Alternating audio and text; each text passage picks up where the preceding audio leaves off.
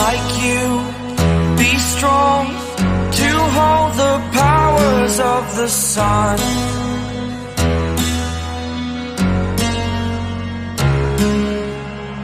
To dream, believe in strength, now I'm the only one.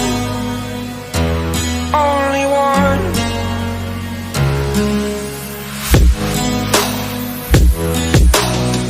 I was an ordinary boy until I broke the rules, my life destroyed. Life destroyed. Until I woke awake, scream my mind, I shout, the ground shakes. How much can I take? My mind will break. Will it break? Can I take? Can I be your superhero?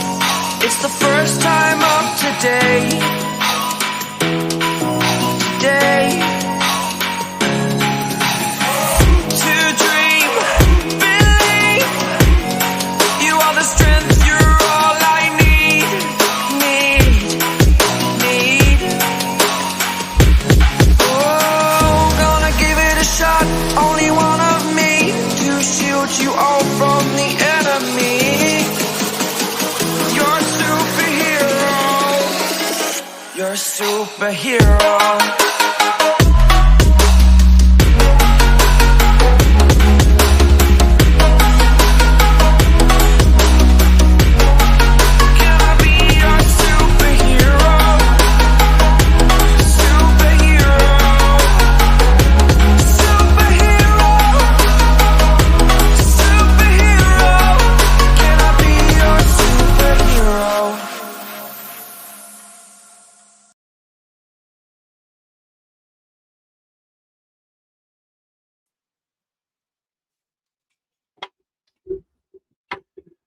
All right, let's try this again for the third time.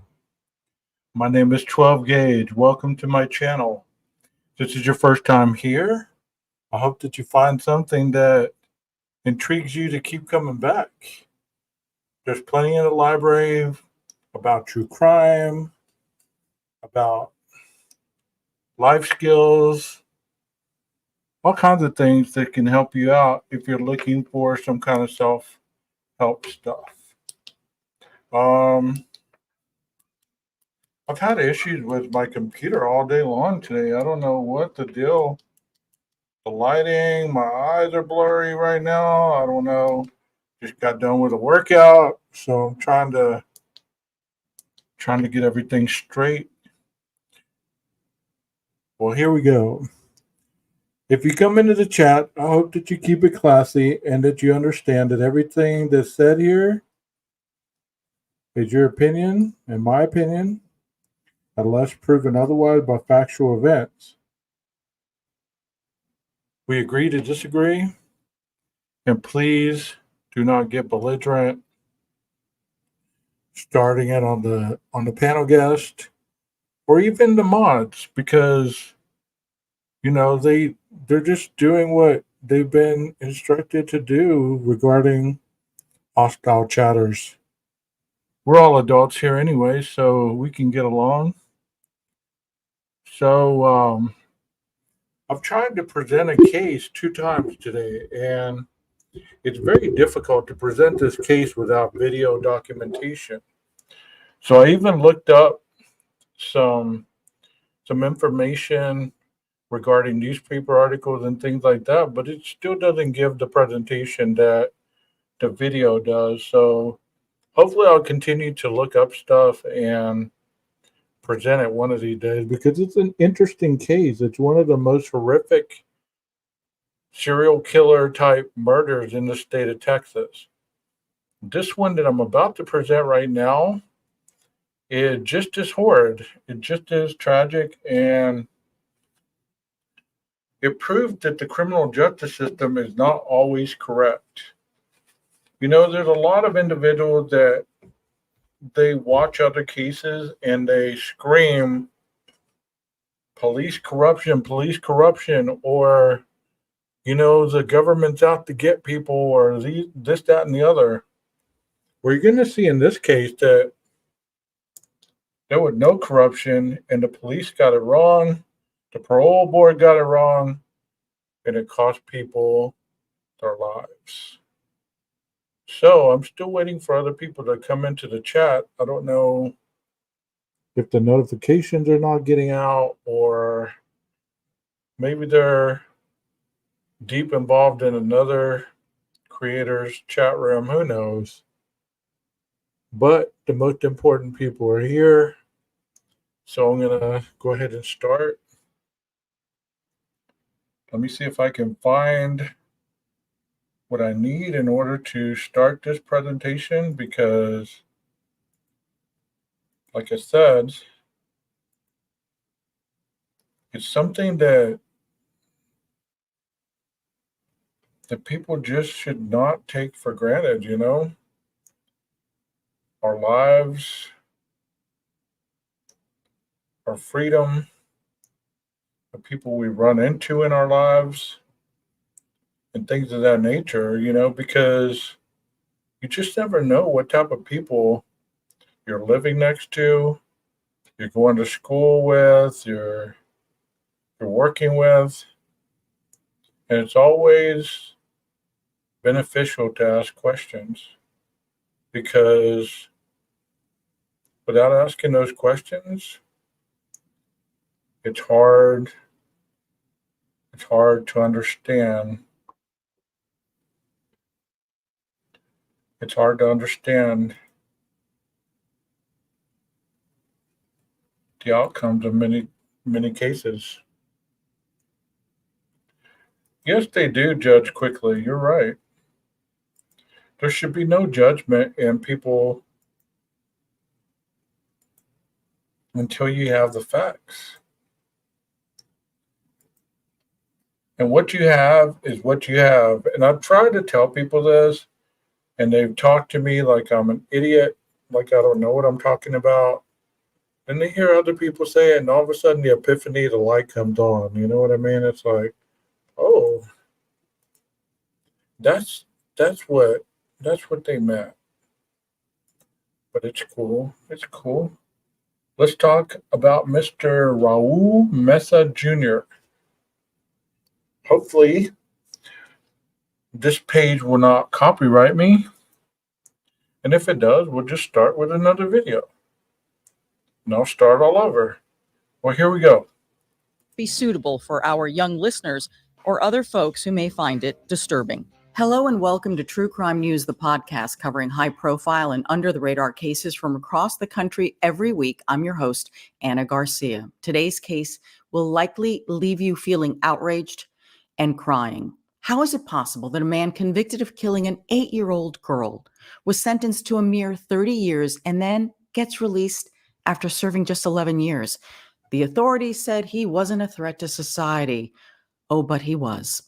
He's now been charged with 2 more murders, which frankly would not have happened if they had kept this killer locked up. But police didn't. So he was given 30 years.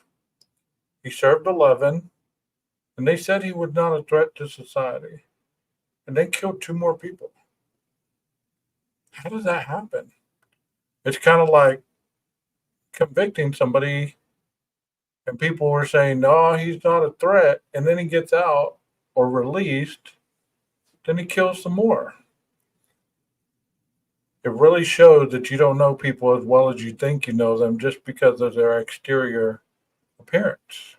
Arrest him for these two latest murders because of amazing investigative work. The killer called police himself, identified himself, and confessed. Listen for yourself. I ended up murdering a lady soon afterwards, 2016, 2017. I don't remember, but it was on Sarah Drive. Now let's drop a pin right here so as to highlight this next revelation. The killer told police on the phone that he had killed a woman, even provided the street address. But police didn't even notice that it was a murder when they first responded to the woman's house and didn't even classify it as such. But it gets worse. Police submitted a DNA sample from her rape kit, and in 2020, the following year, it came back as a match to the killer of that 8-year-old girl. And because of admitted police incompetence, they never looked for him. If they had, they could have avoided yet another. Did you hear that? They found the DNA and it matched this guy. But due to their incompetence, he was free to commit more crimes. Another murder. And now the woman's children say that they've been told by the prosecutor that this incompetent police work is just too embarrassing to bring up at trial, even though the man has confessed. So the DA is looking to maybe make a deal with the killer, and the families are not having it. The daughter of the murdered woman will be joining us, plus the sister of the 8-year-old girl who was murdered. Two families who have suffered terribly and continue to suffer to this day. They deserve justice. We are recording this on Wednesday, July 10th of 2024. Our guest today is Luis Bolaños, a former homicide detective with more than 30 years of law enforcement experience. He now runs his own firm called Get Bit Investigations. As many of you know, Luis volunteers so much of his time as an advocate for survivors through the PAVE organization, which stands for Promoting Awareness and Victim Empowerment. Luis is working with the family of Gloria Lofton, the mother who was murdered, and that is the case which police botched. Luis, welcome. This is an extraordinary case that you have brought to us. Yes, it truly is, Anna. Thank you so much for allowing me to share this with you and for sharing it with your True Crime News audience. I really appreciate it. I know the families of all victims do. It's interesting because in your intro there, which really laid it out very well, very clear. So we have a great base here to start from because there's so much to the story. Interestingly enough, we label it as incompetent police work. Austin Police Department, they don't label it that way. They label it as a misstep. An oversight, they said. An oversight. Mm-hmm. Yeah. Yeah. And no. This is not an oversight. No, not even close. And that's embarrassing. And they should be truly embarrassed by giving it this label.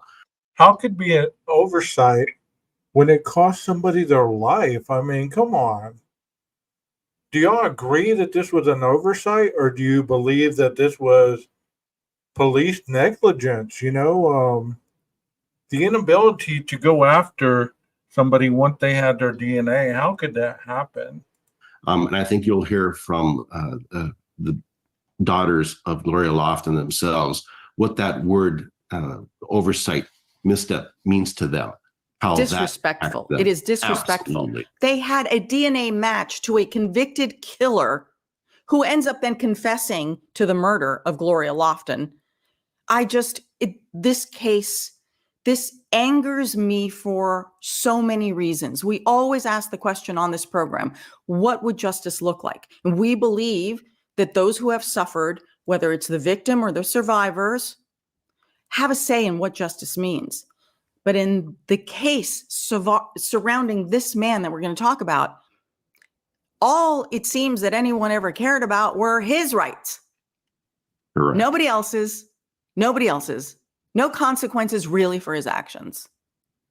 Yeah. I'm just sickened by it, but we have the family waiting to. Isn't that what we become as a country? We care more about the individual who committed the crime rather than the victims. It is so sad that people jump on board when somebody is murdered, somebody is missing, somebody is having something happen to them. All of a sudden, it's not about them anymore. It's about the person being interrogated, a suspect to the crime. And then all of a sudden, it seems by the masses, people jump on board to free this person after they've been proven over and over and over that they need to be incarcerated. To come on to discuss these cases with us. So, Louis, you and I are going to get everyone up to speed so everyone can understand why everything is connected, not just by the man who police say committed the crimes. It's beyond that, how they're all connected, because one oversight, as the police call it, in one case makes it possible for another person to be murdered. That is not an oversight. So let's get to it because they're waiting. So we're talking about Austin, Texas here, and all these murders are linked to one convicted killer, say police. Let's start with the accused here. 63-year-old Raul Meza Jr. This is truly a horrible human being. He may sound nice on that audio that you heard at the top and you're going to hear more of. But no, this man is a violent human being. No question about it. He was released from prison in 1993 for a heinous crime against a child. Who could do anything against a child? He was convicted in 1982 of sexually assaulting and killing 8-year-old Kenra Page. So he gets sentenced, Louis, to 30 years. A deal is cut. The detectives on the case don't even know that this deal is getting cut. And then what happens after the 30 years, Louis? Somehow, unbelievably, he gets let out after only serving 11 years, which is unbelievable by itself. But the reason he got let out is because of good behavior in prison. What the beep? If you have headphones on, I'm sorry about that. But what the good behavior in prison so you don't have to serve the remainder of your sentence because you were a good model inmate. Let's not worry about the 8-year-old that you sexually assaulted and killed. When does she become irrelevant? And we're going to focus on your good behavior? I don't know how that makes y'all feel, but that just makes me mad. I mean, I know this was a long time ago, and I think the laws have changed a little bit, but come on, man. Come on. 11 years for murdering a little child and sexually assaulting her. That's all it took. That's it. And I don't even know how that's even possible. I really would like to know where the people that made that decision are working now, if they still are employed, how they feel about this, because he absolutely went on to kill again and again. By his own words. By his own words. And as you know, on this podcast, we are, innocent until proven guilty. He has been charged with these 2 murders. He has confessed in his own words to these murders. And we want to make sure that nothing goes wrong with the prosecution of these 2 murders, because no one wants to be standing in this position again when someone else gets killed.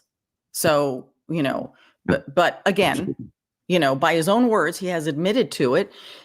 It is just shocking because now police are saying he may have killed as many as 10 people. It's almost as if they just woke up and realized that there was a serial killer among them, but they hadn't connected the dots. Yeah, absolutely.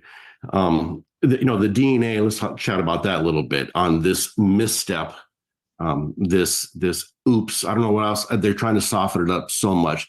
But what actually happened here is that on scene, and we'll get to this in a bit, but the misstep that they're talking about is DNA that was collected during a rape kit put on a shelf, eventually submitted to CODIS, the lab. And they claimed, law enforcement agency claims that based on their internal affairs investigation, that the investigator that was charged with checking, following that up, was assigned to another case, a big case that was going on in the city of Austin. And because of that, he was busy and somehow that was swept under the rug, forgot to follow it up. Now, he missed the email. He missed the email. The email that is telling you that your open cold case on the murder of a mother has found DNA that belongs to a convicted killer who is currently on the streets. Unbelievable, unbelievable. Okay, let's get back to this so we can bring the family members on here, Louis, because there's just so much, and I don't want anyone to miss anything, because every single piece that we're going to discuss absolutely is like vital to all of these investigations and ties everything together. So here's the thing.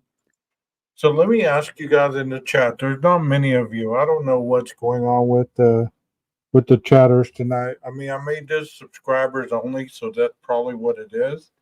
But regardless, the ones that are in here, I appreciate you very much. You know, I don't understand the justice system when it comes to releasing individuals that they know are violent. And they're keeping the ones that are first-time offenders and have drug charges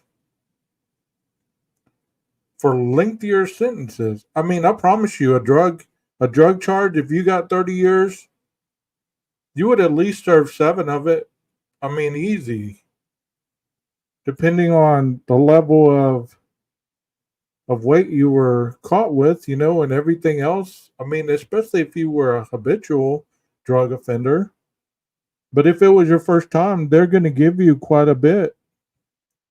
They might give you treatment, but like, this is a sexual offender. I don't know how he got out of prison on good behavior. How he made it through with killing a child and sexually assaulting them. And somehow or another, somebody said he wasn't a threat to society. He wasn't a threat. How was he not a threat to society? Answer me that, guys. How was this individual not a threat to society? Yeah, I know.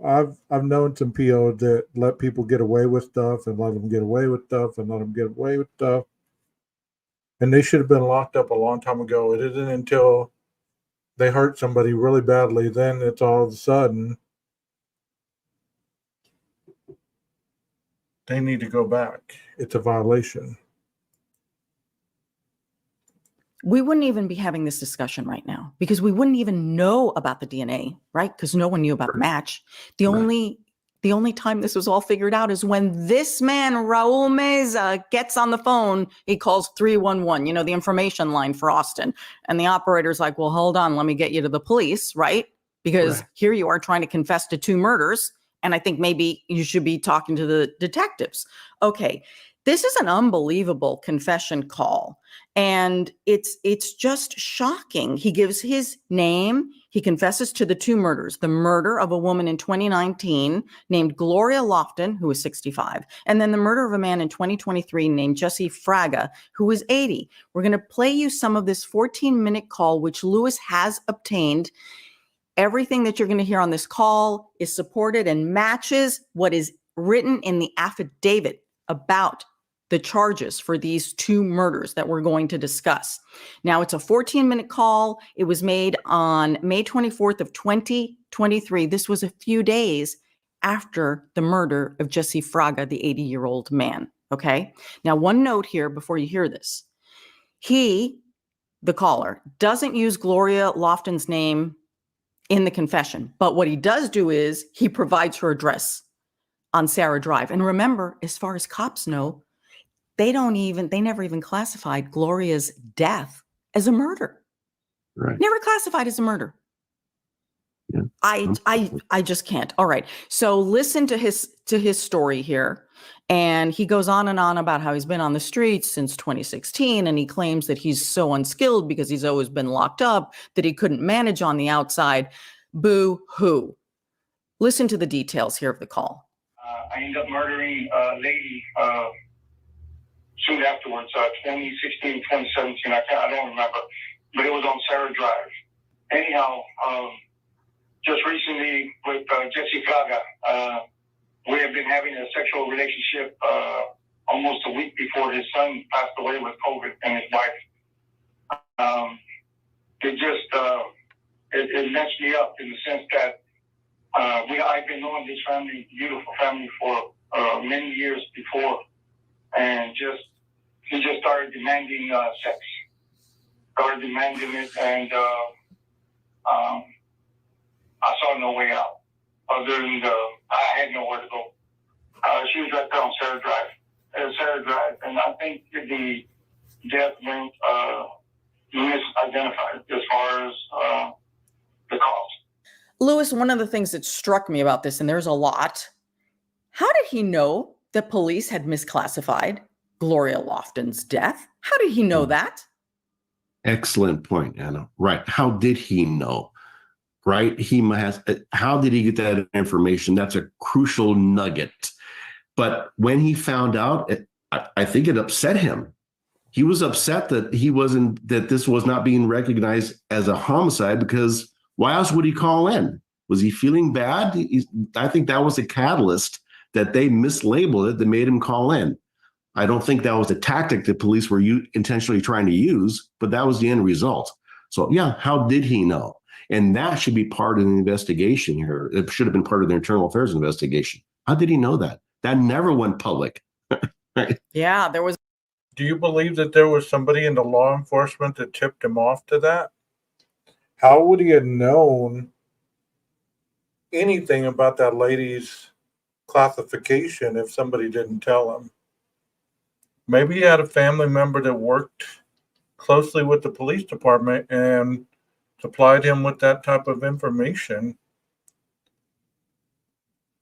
Terrible. There's a lot that never went public that he clearly knew. We don't really know why he called in. It's not really clear. Jesse had just been murdered. He had been living at Jesse's house. Everyone knew that. And I think he probably knew it was just a matter of time that they were going to catch him because he lived there. There was going to be plenty of DNA, as we'll get into it. And so he just knew it was up. So why he called and had to confess, I don't know. But you know what? I am so glad that he did, or we would never know what we now about the Gloria Lofton murder case. Absolutely. That DNA would still be sitting on a shelf in some police locker room to this day. And you also have to think, as you go through this, how many other cases in Austin Police Department are on the shelf. Mm-hmm. Yep. Okay. So I want to talk a little bit more about Gloria's case, a little bit of detail on that, a little bit about Jesse's case, so you all can understand these two, and then we bring the families on. Okay. So 65-year-old Gloria Lofton was killed in May of 2019. Her body was discovered on May 9th. She was partially clothed, found in the bedroom. She was naked from the waist down. You say, Lewis, according to your investigation, police didn't secure the scene, missed evidence. And the most extraordinary part of all of this, they didn't seem to think that this was a homicide when they walked in the door. Correct. Yeah, when they responded to this murder, they didn't even know they were responding to a murder. They didn't know it was just a normal call they were responding to. Even though the confession was there, what is up with that police force? The family members will tell you that they were left with the impression, because of what they were told by law enforcement, that this was some type of accidental death, possibly alcohol related or undetermined, but no sense that there was an actual crime that occurred there. But how is that possible? Anyone who would have walked into that scene would have determined immediately Huge chance this is a crime scene. And bottom line is that's how you're taught in the academy, day one, how to respond and handle a crime, an unattended death. You walk in, and if you don't have a cause, an obvious cause of death at the scene, you treat it as a homicide. And you collect anything and everything that may be relevant. And the family members will tell you what they found when they were allowed back in the house. Embarrassing work. Oh my gosh, I cannot believe this. So her case is determined by the autopsy and then the authorities that it is cause of death undetermined. But how is that possible if there was significant bruising on her head along with a distinct border around her neck? How?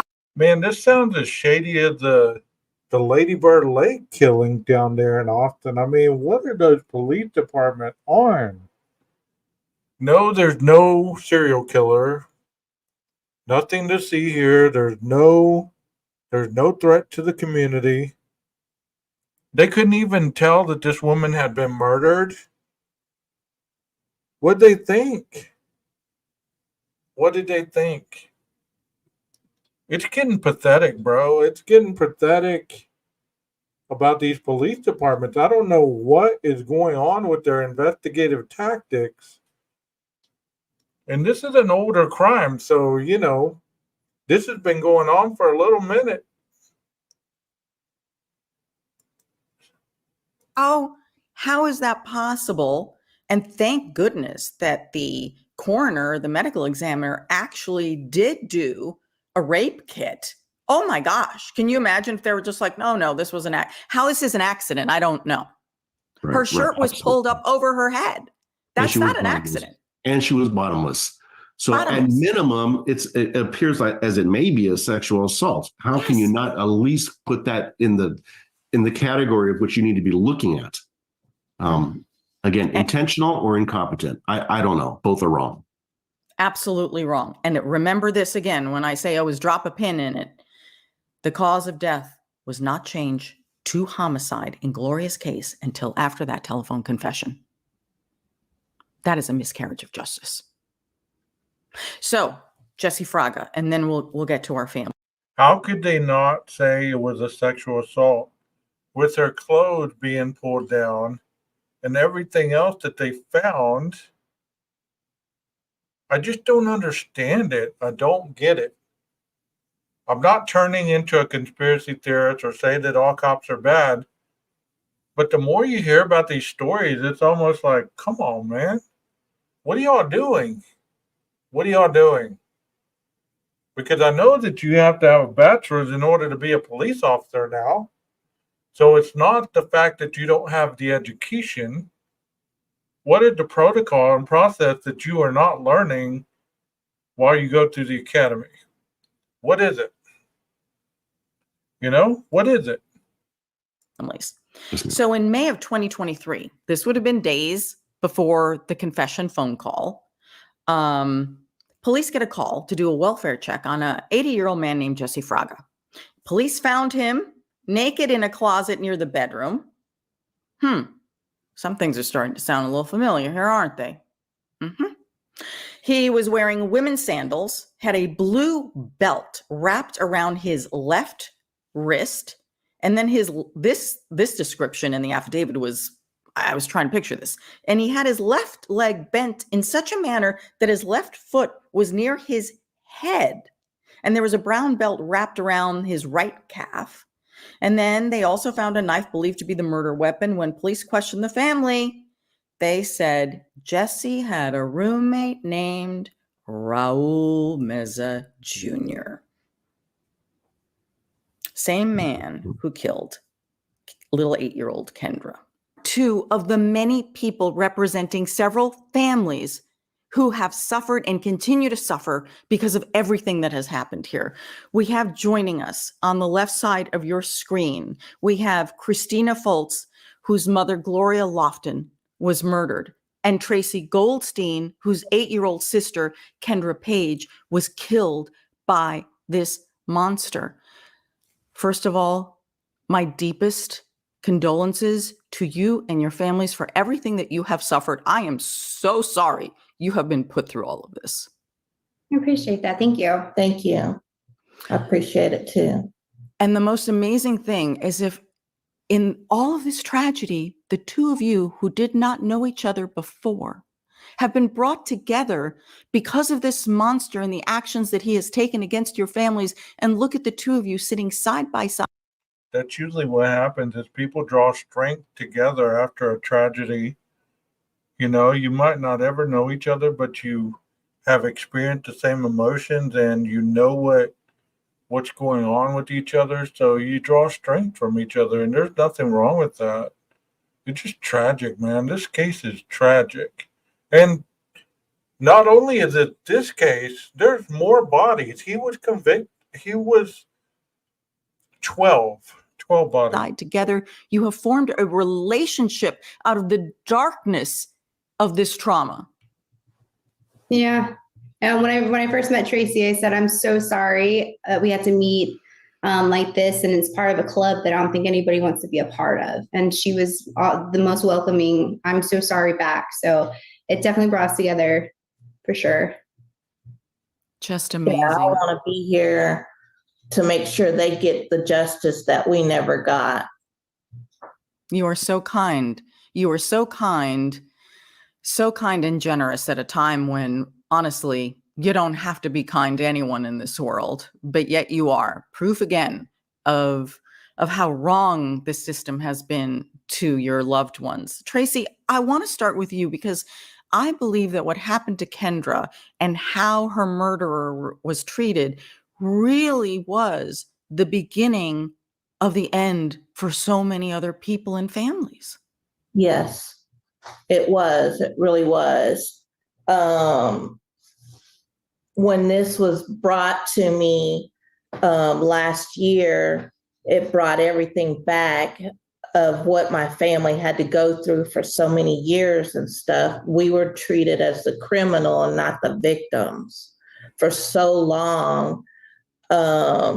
It's just the system is so broke and everything. And my dad and my mom and my older brother tried doing so many things to get laws changed or bring this out to let people know that the system's broke and nothing ever got done. And then I took it on. She said it right there. They were treated like the criminal, not the victim. That is so sad. But we see that in these cases time and time again. The Sebastian Rogers case, 15-year-old kid goes missing. Instead of looking for the child, we're going to bash the parents. Now we're on to the assassination of the former president. Instead of looking at the president's health, focusing on the president, you know what everybody's doing now? They're digging into the shooter's life, trying to give everybody an insight on what this piece of shit almost did. It's almost like making a hero out of the person who commits these heinous acts and forgetting the victim. That is so tragic. Yes, that Lady Bird Lake video is on my channel. It's the main video. So if you want to go watch it. But that is terrible. I mean, why should we give this guy who almost killed the president 1 ounce of coverage? Why should we give anybody who harmed children an ounce of coverage? We should focus on the families and the victims, not the perpetrator and the suspect. But that's just my opinion. I don't know how y'all feel about that, but that's how I feel about it. And went to parole hearings and stuff, and that was just a nightmare too. And I feared my life. I feared my children's lives and stuff, and just going back through all the paperwork and everything and knowing what my parents went through when he did get out. It's just, I just can't believe that this is still happening, and there's no telling how many people he's done this to, how many family he's broke since my sister's murder, rape and murder.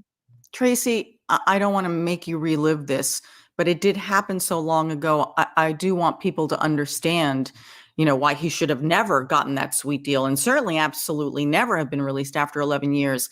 What were the circumstances of your sister's disappearance and murder? He did a plea deal. He got a plea deal, which my parents didn't want, but it happened anyways. And in the conditions, we were not allowed to go back and sue him or do a case on him about the rape part of him raping her. Was he not charged with the rape, as you recall? No, he was not at all. He was only charged for the murder. See, I mean, that is just, oh my gosh. So he wasn't charged with the sexual assault. He was just charged with the murder. And I get that they want to get the crime with the most time. But why don't they double up with the felonies? You know what I mean? Like sexual assault. It seems like if you sexually assault a minor, you don't really have to pay the price, it sounds like. Or you get a lighter sentence. Like those two that killed that 13-year-old in Houston. They weren't even going to charge him with the homicide or the rape until they got the test back. Wow. And that was it. And then how did he get your sister? What happened? She was riding her bike. He lived down the street from us, probably a block and a half down the street from us with his mother. We went to school with his half brothers and sisters. We lived in the neighborhood forever. We knew everybody. My parents knew everybody. We were a close-knit, like neighborhood family. And she was riding her bike that she'd just gotten for Christmas to her friend's house. And he took her. We're not sure if he took her to his house first because they found some stuff that she had on her. Because my mom had just done her hair because we were going to school the next day. So they found some rollers behind the doghouse in his mom's yard.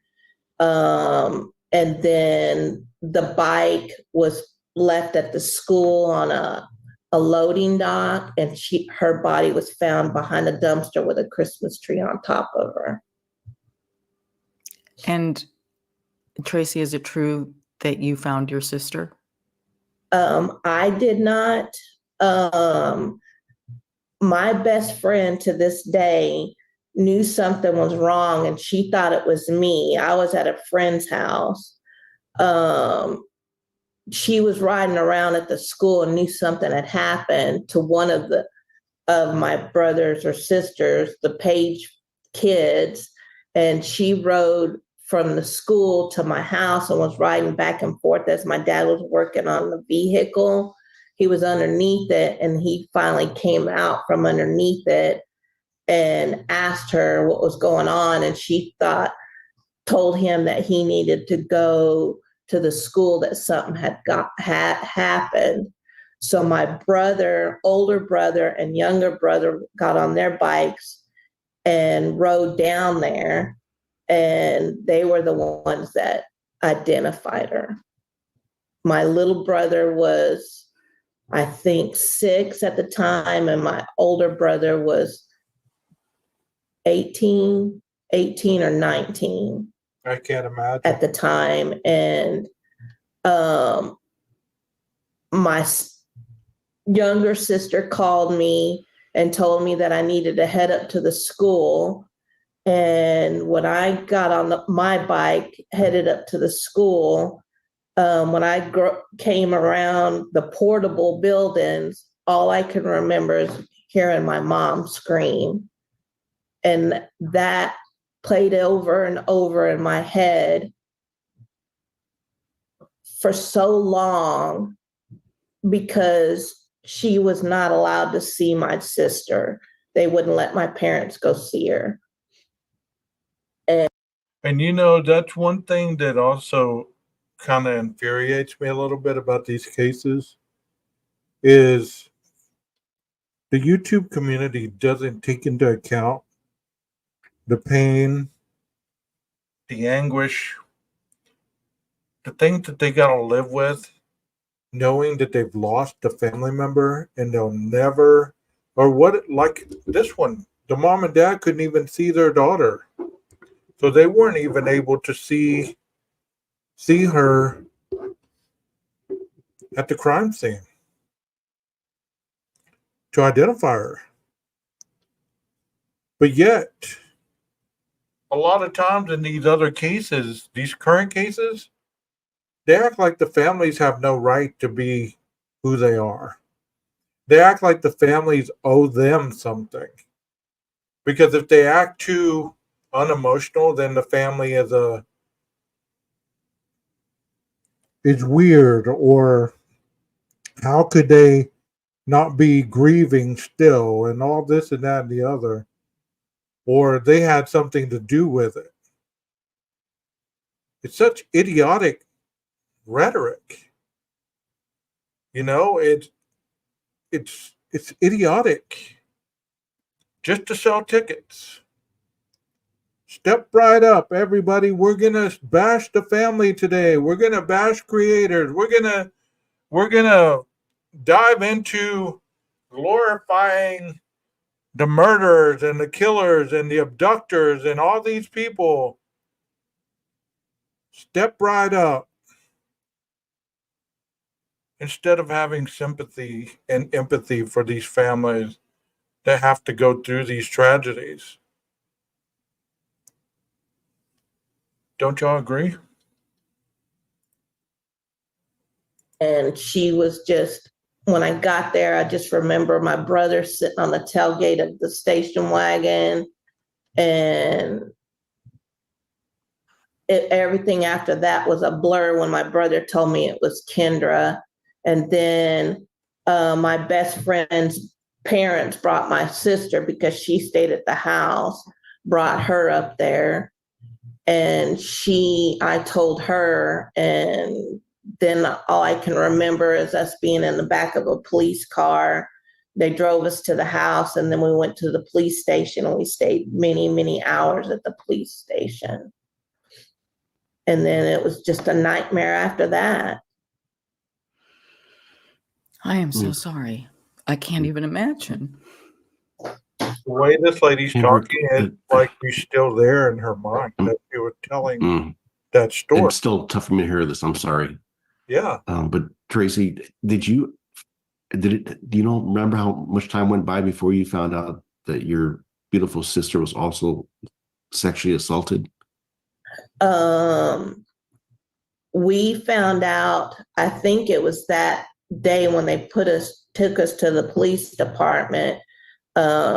They told my parents that she was sexually assaulted and strangled with a coat hanger, and that they had found a coat hanger, and it was like a sandbox thing. They found a coat hanger there. And then they told my parents 8 years old, that y'all. they found some evidence, DNA evidence, on her bike, sexually assaulted, and which that disappeared somehow later on down the line. And then they did a rape kit on her and everything, according to my parents. I never seen any of the paperwork or affidavit or her autopsy or anything. So, and to this day, I haven't seen any of it because I don't know how to go get it or if it's still there. And if I can get it or something, I would really like to get it. I can help you with that. I I was going to say, yeah, you've got some soldiers in arms here who will help. Yeah, absolutely. I just want to be clear. Why did they not charge him with sexual assault on a child? Why was he not charged, convicted of that? He turned himself in to Richard Moya, at the time was a mayor. He's already had a life of crime. He was involved in some kind of altercation shooting where he left a man paralyzed. And that was when Raul Meza was 15 years old. Yes. And he had only been out on probation serving. He was supposed to serve, I think, 10 years he got for shooting the store clerk, and he only served 5. He was out a year and 1 day when he killed my sister. The thing about this plea deal is, how do you have someone who already has a violent criminal background to begin with, has now assaulted and killed an 8-year-old? Who in this whole world thought that 30 years was enough? Right. Yeah. He has a lot of higher people on his side because Clearly. after all this, when he sued the state and the parole board and everything, he got pretty much pampered while he was in Del Valle. He got security. He feared his life. Oh, poor dear.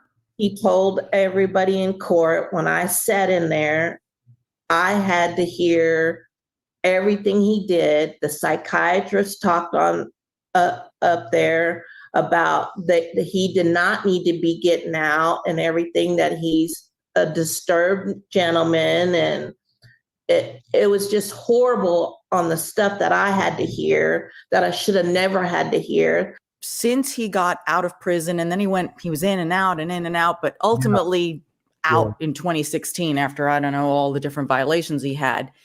You've been living knowing that he's in your neighborhood. Yes. Victim services are supposed to contact me no matter where he goes. If he wants to go get a job, I was told and everything. And then we had to write letters and get people to help us write letters on why we didn't want him out. Yes, let me give you a little insight on him. He started getting in trouble at age 15 when he shot a store clerk. And then it just went from there. I mean, these poor families.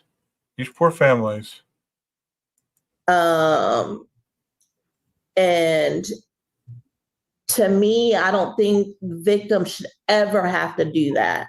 They should never, somebody that raped and murdered an 8-year-old little girl should never, ever been able to be put up for probation at all or get out. He should have served his 30 years.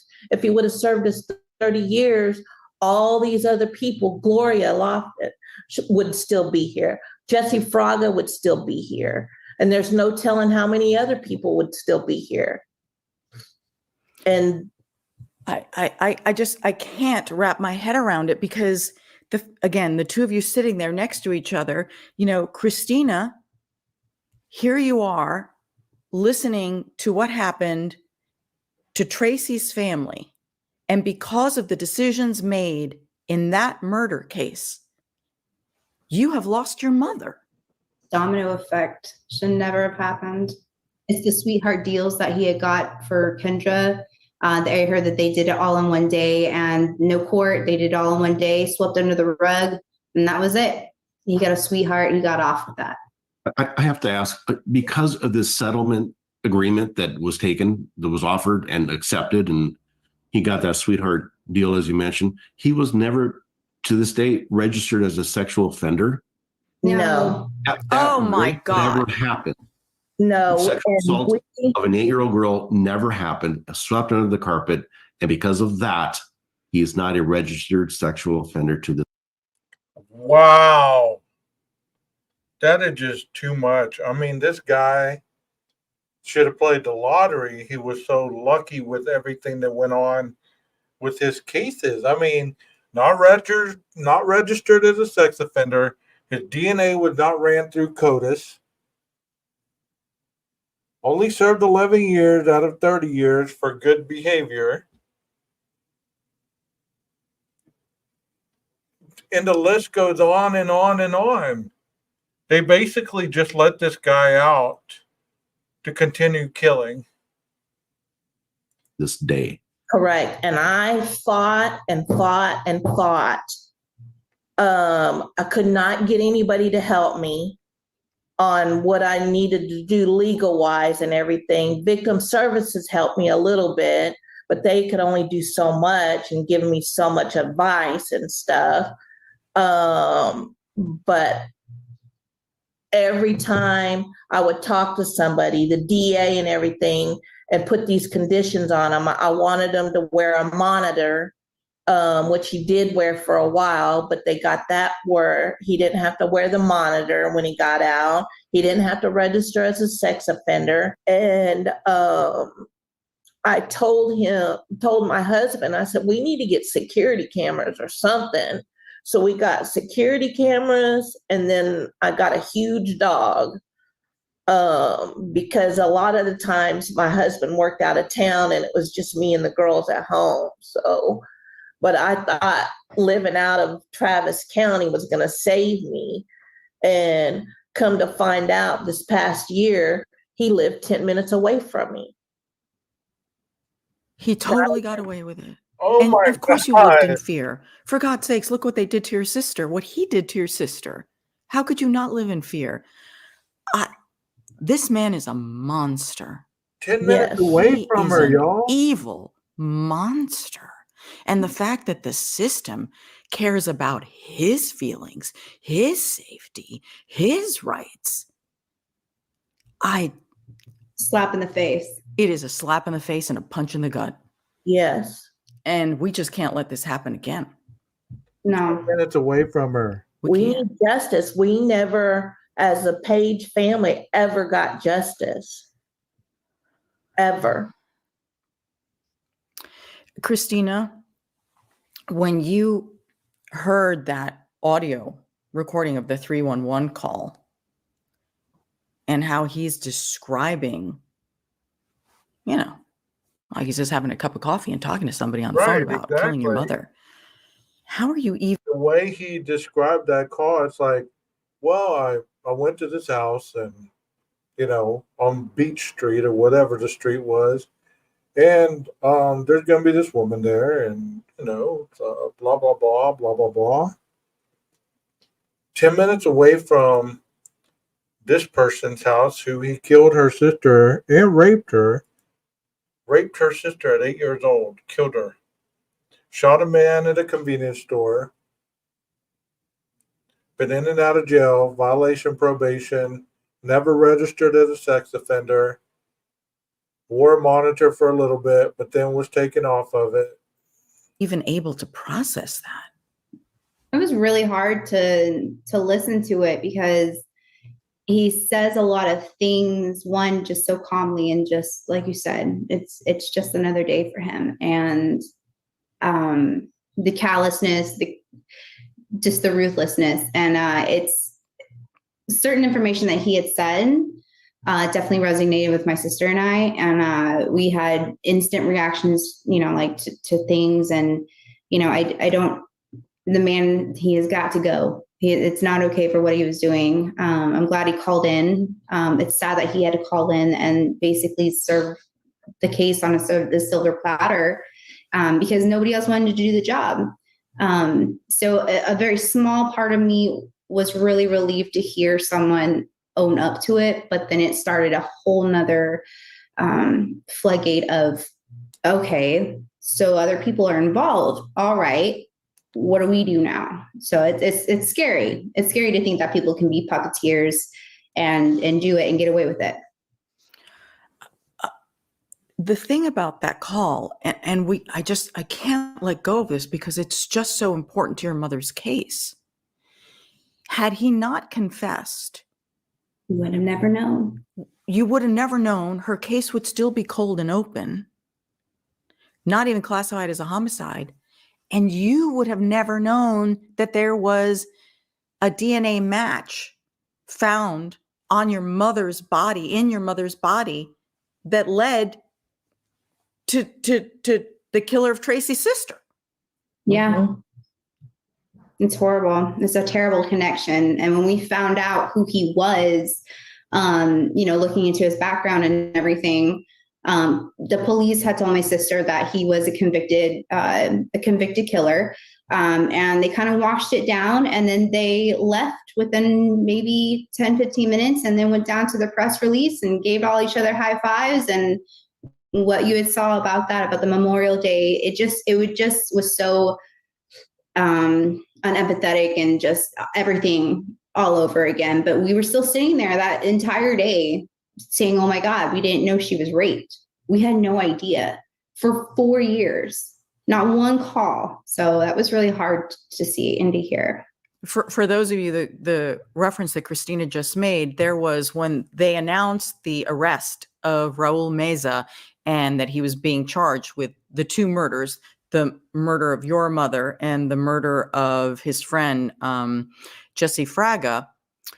Several representatives from all law enforcement there in Austin, Texas, went to the podium to talk. And there was one man who was part of the team that helped to arrest him. Now, mind you, the man called and confessed, okay? And he was the roommate of the last person to be killed, okay? It's not that hard to find this man. But he made a comment that I thought was very inappropriate. He went on and on. Of course, he thanked his team for helping to find and get Raul off the streets. Absolutely, yes. But then to say, and all these people did it over their Memorial Day weekend and they gave up their barbecues. Excuse me, how many people are dead at this moment? Right. And you want us all to feel bad because somebody missed a barbecue? Right. Exactly. You all missed every barbecue of your lives without your loved ones. That's the barbecue we need to mourn. Yes. Exactly. I This police department sounds. I'm glad you pointed that out. It's just embarrassing as someone who dedicated the majority of their adult life to law enforcement. I'm embarrassed, and I apologize to both of you and all your family for what you've been going through because of what law enforcement has done, and more importantly, what they have not done. Yes. But we're going to try to fix that. We're moving this thing in a positive direction. Man, that is. So, Christina, I want to talk about your mom's case because there's a lot that was missed here, and it's really important from your perspective what you were told, so we can understand how this is such a colossal failure of the system. So, your mother's found dead in her home. Police tell you what about at that moment what had happened? What did they say happened? So everything was said to my sister, who obviously called me right ahead and let me know. So she had let me know, I believe it was on a Thursday. She had called me and she was really upset. And she said, hey, Gloria had passed. And of course I was like, I'm so sorry. What happened? And she said, well, they said it was a natural cause. And the officers had just came by her house physically and said, we found her. We're going to look into it. They gave her a pamphlet, I believe. And that was it. And so for about 5 days, we Right. They said that they found her. She died of natural causes, but she's the one that had everything taken off of her. Her clothing was found off of her and all that stuff. And obviously she had been sexually assaulted. But they didn't rule it a homicide until the guy walked in or called in to 311 and admitted that he was the killer. Man, that just makes me so mad. I don't know about y'all in the chat, but that just makes me so freaking mad that these two right here these family members had to go so many years with so many questions, so unanswered, any unanswered questions that they might have had, any evidence that they didn't get to be a part of, and not even to be told the truth about their loved ones. We knew obviously she passed. And so going to the house, they released it. And she didn't want to go to the house because she's really upset, my sister was. And so she asked me to go with her. And so I did. And when we went, we pulled up and there was the medical people, the medical examiner. Mm-hmm. They were still there and they had came out in their little hazmat suits. And instantly I kind of was like, that's weird that they have on, a suit. And I've never dealt with a death at home, so I didn't know what the regulations were. So who am I to know? So my sister and I go up and one of them gives the key to her. And it was literally just a key. Like, here's the key. That was it. There was no, by the way, beware. There was no, there was no obligation of watch out what you're about to walk into. And then we walked into the house and it was a completely different story from what we were told from natural causes, to seeing blood on the walls, on the ceiling, on the bed, down the hall. That's not what we were expecting. And of course we were in complete shock. So it was completely different from what they said. You go in hearing one thing and then you see a whole different thing and you don't know what to think. So it was a shock. It literally lives in my day, like my head for the rest of my life. It's horrible. It's terrible. I'm so sorry that happened, Christina, that no one warned you and said. I mean, it's almost like the case that we're not going to talk about tonight that I always used to talk about. It's almost like that case. It's almost like it was a bloody crime scene, but there's no DNA, there's no evidence, or nothing. It's almost like the police and the investigators and the coroners, they're trying to protect the community from the savageness of the crime. That doesn't excuse it. It makes it worse. It makes it seem like they're hiding things, they're hiding evidence, they're hiding the truth. Like she just said, she walked in expecting her mother to be dead from natural causes, but yet there's blood everywhere. On the walls, on the closets, all over. How would you feel if you were in this person's shoes? Would you feel calm and be like, okay, well, let's still advocate for Raul because he's the victim. The police did a crappy job investigating, so let's advocate for him. Said, please brace yourself, and then I'm very sorry for your loss. Yeah, I appreciate it. Thank you. You guys are say sorry. No, I know. I do also want to share one thing. So it just compounds, I think, the tragedy and the sadness, and yet the joy and the sadness about Christina. You didn't grow up with your mom, Gloria, right? Yeah. I was adopted.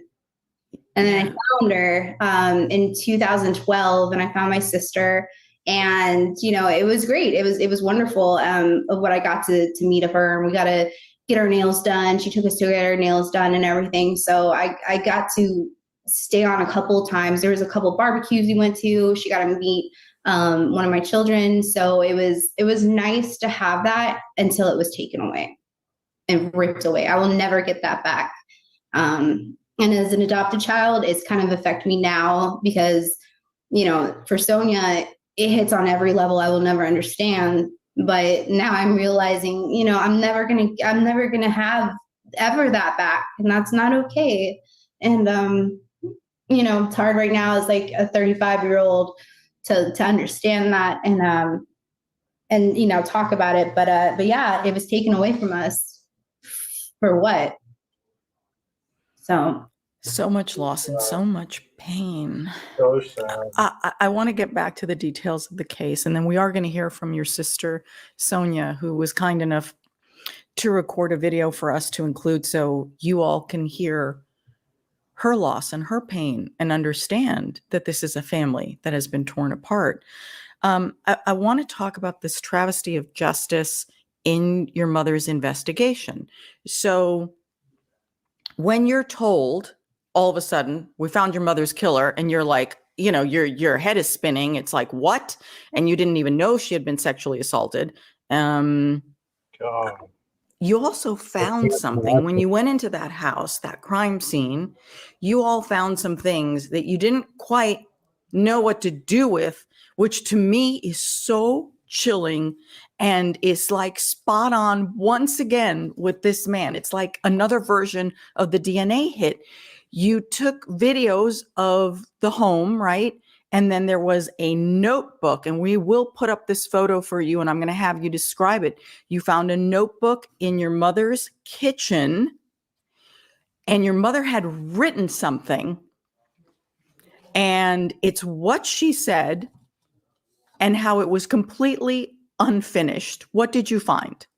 So 2 things we did find was when we walked into the house, before I had turned the corner and saw the blood, there was a detective glove when you walked straight into the house, there was a table, and it had a lot of her papers and medications and stuff on there. And when we walked in, like, we saw this detective's glove that had a condom wrapper, and a bottle of lube inside the glove, tied up, just sitting on the table. And I took a video of it and a picture because I don't understand what I'm looking at. We heard natural death. What is this condom doing here? It did not hit in my head until going around the corner and seeing the blood, and then thinking, oh my God, something isn't right, which is why I made the whole video in the first place. And again, I kept it on Snapchat because it saves, it's like the cloud. I obviously never went back and looked at it. I just honestly forgot about it. But if they saw what we saw, then, they're going to be on that case. They're going to do their due diligence. So, and what do you want to explain? The lead up to that was whenever I went around the corner and I saw the blood in the hallway, and I immediately knew something was wrong. I started going towards the bathroom, and then I realized I turned and there was a room, and that's where I saw the entire crime scene of just blood on the bed, on the ground, the ceiling, the walls. It was every bit of the horror movie, if you can. And I went to step out of the room to warn Sonia. And before I could get out of the room, she was already behind me, and she was taking in everything. And we're looking around, and I just remember we didn't even say anything. She was like, I'm going to be sick.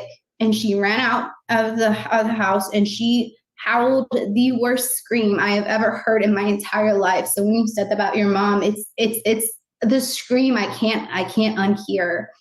And she collapsed on the ground. She threw up, and I didn't know what to do other than, I'm so sorry. And, let's just get what we need to do and get out. That's when we went back into the house. I made the recording, and then I went around the corner, and we were looking more, and we found a spiral open up, face up, with this note that said, I, Gloria Elizabeth Lofton, give Raul, I don't have it in front of me, but I have it here. I'll read it for you, and then you can take from there. And we have the photo up for you. So this is what she wrote. I, Gloria Elizabeth Lofton, give permission to Raul Meza Jr. to request a certificate of authority on my behalf for the purpose of, and it didn't finish. Yeah. And in that moment, in the recording that I made, and you can also hear it, the extended recording, I'm like, my sister reads it and she says, who the hell is Raul Meza? It did not click. I didn't know. She didn't know. We don't know. So how did the police not put 2 and 2 together? You have that note there laying. It sounds like they walked in to a crime scene that hadn't been what the word? Quarantined. It sounds like they walked in and the police hadn't even quarantined the crime scene off. Like, it wasn't even quarantined where it could not be cross contaminated by other people walking in. They walked in, they saw all the blood, they saw the condom wrapped in the glove, the wrapper, and that note. How the hell did they not know it was Raul Meza Jr.? Rondi, answer that for me. How they did not know that? And so I was like, I don't understand what's going on. I was in shock still. And it didn't click until 2023 came around. And that was the worst, horrible, horrible thing to come across, was to hear that name in that video and then realize who that was, and and I gave everything over to the authorities, obviously, but the chillingness of just hearing that name come out of my sister's mouth and her being like, who the hell is this person? And then to think about everything going down, was she made to write it? What was this? Like, there's more to the story. And it's horrible as, a child to live always wondering what happened. So, and we're still wondering what happened. So it's an ongoing, it's a lot. Your mother wrote in her own handwriting the killer's name, left it there for police. And on top of it, there was the DNA, and all of this completely missed by police. Completely missed by police. Yeah. Yes. I don't have words for this. What the hell, man? Yeah, it's pretty bad. I don't have words for this, Lewis. Yeah, it's unbelievable as you keep digging and pulling the layers back on this. Just more actions like this that are just, it's one of the worst investigations I ever heard of in my entire career, Hannah, which is one of the things that made us at least reach out to the family and see what we could do. I just, that phone call, that note, phone call, I have to ask you, Christina, did you have, prior to hearing the 311 call that we played earlier, did you have any suspicions that there might be others involved besides Raul Meza? Yes. Can you share that with us? And was there anything in that call that confirmed your suspicions? Yeah, absolutely. So after the initial day of finding the house and walking the crime scene, we were wondering for about like a good week or so, like what could have happened. Like maybe she fell, and maybe that was what it was, where all the blood was. I didn't understand because they didn't say it was a homicide and everything. Up until, and mind you, we never stopped asking questions and reaching out from 2019 to 2023 to now. And no one would ever give us any answers. They would say it's an open investigation, whatever. So when we ended up getting the death certificate, I kept asking questions like, well, it just doesn't seem right. And then we ended up, the house that my mom was found in and she grew up in and that Sonia grew up in was immediately sold within a couple of months. And my sister was on there, but somebody had to clear it to get her signature, which happened to be our aunt. And long story short, it was the paperwork, the paper trail that we found now there's a lot of our family signatures written on those, the airship, the everything except for my sister. And the other thing was that the ashes were actually, her body was cremated, and it was a choice, I believe, by my aunt. And then she actually ended up having the cremations being mailed to her house, and she has them still to this day. No. Yeah. So we have yet to talk to our. I need to pause a minute. Like, I don't know. This is, I don't know. I don't know what I'm feeling right now, because this is the first case I've ever heard where there was so much that was done wrong. And people act like it's no big deal. Like the police department acted like it was no big deal. Obviously, the prosecutor, the attorney acted like it was no big deal. The parole board acted like it was no big deal about this guy. When you're having clinicians tell you this guy is not a good guy, this guy needs to be locked up, he needs to be kept behind bars, and you go against that and you let him go. And then you hear that this family member stumbled upon the crime scene of her mother's death. There's a name written down of somebody that you've heard of before that committed a vicious crime in that area. And still you do nothing. You do nothing. What the hell? What? God, I can't even. I feel so bad for these families. I can't imagine being in their shoes. I can't. It'd be devastating to walk into that.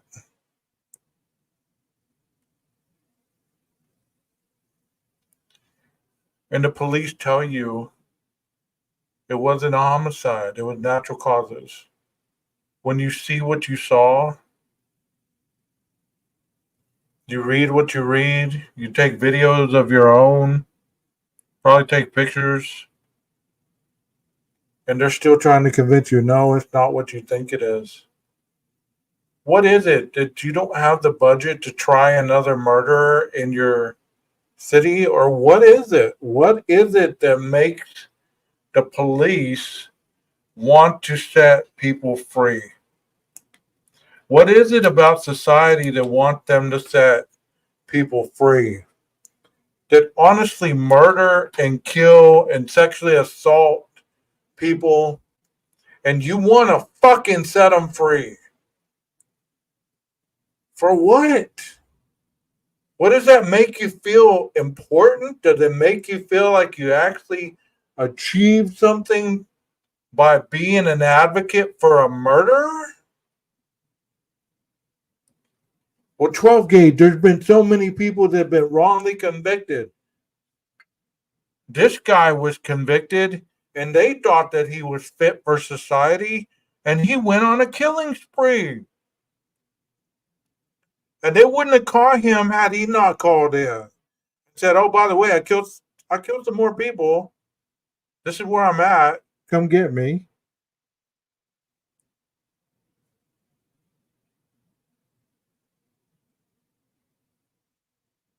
It is so out of control. Where's the money going to try these people? There needs to be a complete revampment of the justice system. And I'm not trying to make this political. But you know what? This is the worst case I've ever heard. And it's in my state. That's what infuriates me, because everybody talks about how Texas is tough on crime and this and that and the other. You're tough on crime, but how did you misjudge this case so badly? Where these family members have to live with the memory of seeing what they saw, hearing what they've heard, and you trying to convince them that no, it did not happen that way. Let's fast forward to 2024. There's chat rooms right now where they're chatting about conspiracies and no, you really didn't see what you saw. He took a pack of ketchup and wiped it on his ear and then wiped it on his face. It was an inside job. How did we get to that point in our lives where we can't believe in anything anymore? Where everything is a fucking conspiracy. Excuse my language. But you know what? That just makes me so mad. When did we get to this point in our lives where we can't, you can see it, you can hear it, but people are telling you you're an idiot for believing what you hear and what you see? No, that wasn't a white Elantra that the cops saw on that videotape. They're corrupt. No, it wasn't a person with bushy eyebrows and 5'10" or taller, muscular, not athletic and not muscular. That really wasn't a knife that they used to kill those kids. That really wasn't Sebastian that walked out and still hasn't been heard of. Those two mothers that got killed in Kansas, it was their fault for being at the wrong place at the wrong time. That lady told her she didn't need to come down there.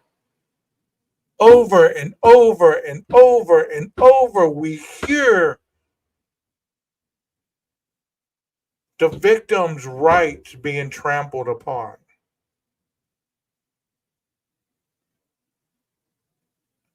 While the individuals that kill them and steal them and abduct them and traffic them and everything else, society wants to paint them as the victim. How are they a victim when they commit the freaking crime? We want to push the buck on somebody else. It can't be this. It must have been this. You didn't see what you thought you saw. You didn't hear what you thought you heard. Let me tell you what you heard, what you saw. Screw that, man. Screw that. Get off the drugs and then talk to me about what you saw and what you heard. Our family since 2019 with all this going on, but in the audio, Raul Meza says that a nephew was involved and he had a hand because they were selling the house and he was going to get this compensation. And then it started making sense. Okay, this is weird. Okay, the house was sold. Where did the money go? I know it didn't go to my sister. So there's a lot of interesting facts that lead to there was other people involved and who found her and the way that it was set up. It just has so many mistakes. And, I believe that there are two people out there that are also the puppeteers that should be caught and found. So, again, because no one else has been implicated by police here, and we want to be very careful, Raul Meza, and we don't know what he says, what's true, what's not true, made a claim on that 311 call that he was hired or working for someone and that he was going to somehow benefit, it appears, from your mother's passing. But there's no further explanation in that tape. And police have said publicly that they didn't find anything to support that. Now, under different circumstances, you might take police at their word. But when it comes to the investigation of your mother and her death, I think it is reasonable to ask either for another agency or the Attorney General or somebody else to finish off this investigation, because clearly the department charged with this has been unable to fulfill their responsibilities. Yes. Yeah. Because if this killer said that on the 311 call, you're saying there are some irregularities in how the estate was settled. And the cremation part, that was the other thing I just now realized. He had said that she was cremated twice in that recording. And that was something that nobody knew except for about four of us. Oh my goodness. It says a lot, unfortunately. Has anybody in the law enforcement prosecutor side shared with you that they're looking at that angle, that there may be others involved, or they're looking for others, or are they looking for others? So what we were told behind closed doors was basically that there are other fish to fry. They got their man, and that it is what it is, and that APD doesn't really have time to look for the other possible suspects. And I think that's absolute trash. That is bull crap. And we have given everything as far as the paper trail to the houses. I agree with you. That is bull crap. I mean, we got our guy, kind of like what they say right now about another case. We got our guy. We can't look into anything any further because it cost too much money, cost too much time, and we just don't have the manpower for it. As long as somebody goes down for the crime, right? God. Everything down to when it was sold, the probation area for it, for everything. And they just can't seem to connect anything. I think they should look a little harder. Another phone call with Raul could straighten this whole thing out. Yeah. Mm-hmm. So here's the other thing about Gloria's case that I find another insult here. So because they totally screwed up the rape kit, the DNA match, never followed it, never classified it as a homicide, from what I understand from Lewis's conversations with all of you, explain to me your understanding as to why Raul Meza Jr. is not being charged with sexually assaulting your mother. That is a very good question. I'm not exactly sure when they found the DNA inside of her, which was let us knowing. And I'm not quite sure why that's not on the table when, there are a lot of evidence that points to it. Is it because it's just too embarrassing that they would then at trial, Lewis, help me here, that they would then have to explain to a jury how they completely messed this up, and that since 2020, they've had, evidence of who killed her and who sexually assaulted her, but because they dropped the ball, could that impact the possibility, imagine this, of not getting a conviction? Because the jury might say, well, we don't know that the police did the right job here. Is this why everyone's moving towards a plea deal here? I think so. Here we go again. We've been it's a sweeping under the rug. Absolutely. Sorry. It's exactly. They don't want to have the embarrassment. They don't want to take accountability, but this needs to be blown wide open because there was a lot of things missed and a lot of people could have been saved between even just my mother and Mr. Fraga. You're right about the election things, and you're right about accountability. They need to hold these people accountable. They need to hold corrupt or incompetent people accountable. If you can't do your job, then you don't need to be doing your job for 20 years, doing the same thing over and over and over and still getting a paycheck and a pension. Get them out of there. I mean, it used to work. What happened? I'll tell you what happened. Everybody started streamlining jobs. It became a streamline where there was no checks and balances. Everybody just passed the buck to somebody else. And unfortunately, the small man on the totem pole has to eat the most shit. Excuse my language, but that's true. I've seen it in social services. I've seen it in law enforcement area. It's like, I didn't know that was happening. So-and-so was supposed to be in charge of that. Oh, you go talk to so-and-so. Well, I didn't know that was happening. So-and-so was supposed to be in charge of that.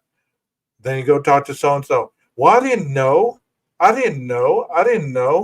Nobody wants to step up and say, you're right. I was in charge of that and I dropped the ball.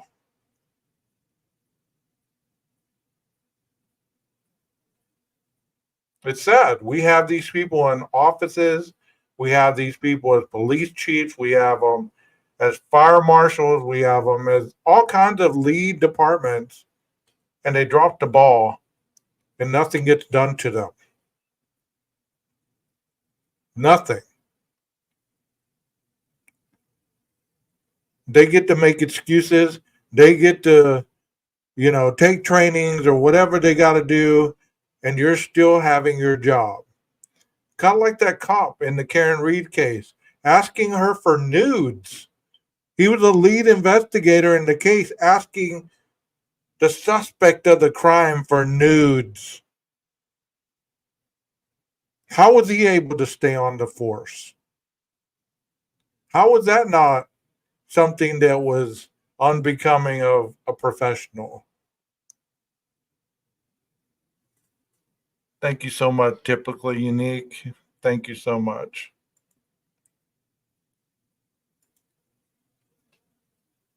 You know, how was he able to stay on the force? How was he able to continue doing what he was doing? And his testimony even matter because of what he did in his off time. Maybe if he spent more time investigating and less time trying to get some booty, maybe they would have found the correct scenario that happened to their fellow officer. So absolutely. I agree with Christina 100% on this, because the bottom line is it comes down to the dollar and or your political position where you hold in that office or in the city of Austin. It's unacceptable, this type of investigative work without transparency from this point on, because that's never existed. And right now there's a plea deal on the table right now that I'll let Christina tell you how she feels about that righteously, and anybody in the family of Gloria Lofton would absolutely have the same feeling and concerns that this clown, Raul Meza, convicted murderer, has an opportunity to be released again on top of everything else. That window is open, and there's only one way to close that window. What do you think of that, Christina? I think it's atrocious. It's again a slap in the face and a punch to the gut. That this man has done so much damage consistently over the years. He had a couple of chances to do better. He didn't. That's not my problem. I feel that the life sentence. He actually, here in Texas, you can get on parole, I believe, at 25. If you do half of your time, he could get out. And there's also other issues with safety that, he could probably say that the compassion, he's older, he's frail. What is he going to do? No. Don't get us started on compassionate release here for killers. Don't even get us started on this. In California, we seem to think, go. What do y'all think? You think there should be some compassion for killers or serial killers? Let me ask you guys again. Do you think there should be some compassion for serial killers? Like, let's let them out because they're old and frail and they can't reoffend. What do you think, guys? That is crap. If they're not habilitated or rehabilitated, we shouldn't start that crap. We shouldn't start that one bit. Con men will continue to con you even into their late years in life. Yeah. Really? You killed how many people? That's fine. You don't feel so well? Go home and rest. Save your last few moments. They should be comfortable. Give me a freaking break, people.